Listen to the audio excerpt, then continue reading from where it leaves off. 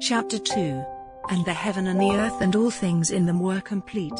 And on the seventh day God came to the end of all his work, and on the seventh day he took his rest from all the work which he had done.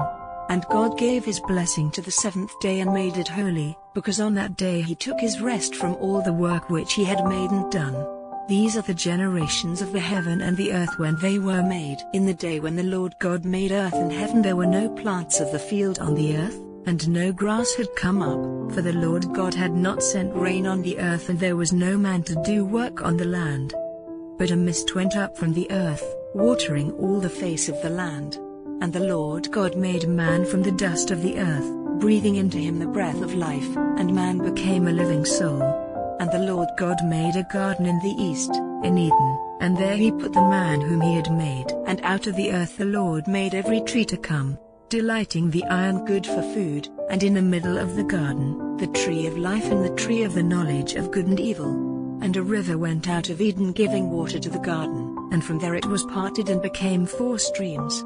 The name of the first is Pison, which goes round about all the land of Havilah where there is gold.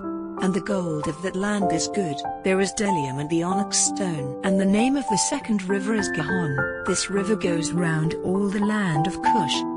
And the name of the third river is Tigris, which goes to the east of Assyria.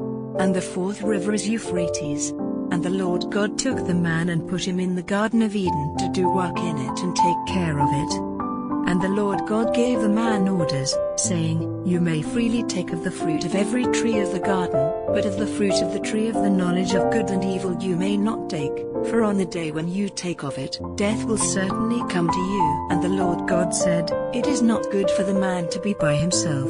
I will make one like himself as a help to him. And from the earth the Lord God made every beast of the field and every bird of the air, and took them to the man to see what names he would give them, and whatever name he gave to any living thing, that was its name.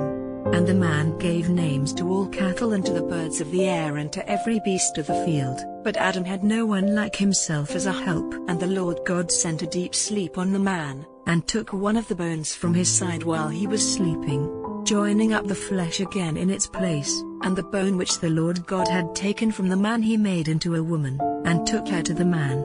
And the man said, This is now bone of my bone and flesh of my flesh. Let her name be woman, because she was taken out of man.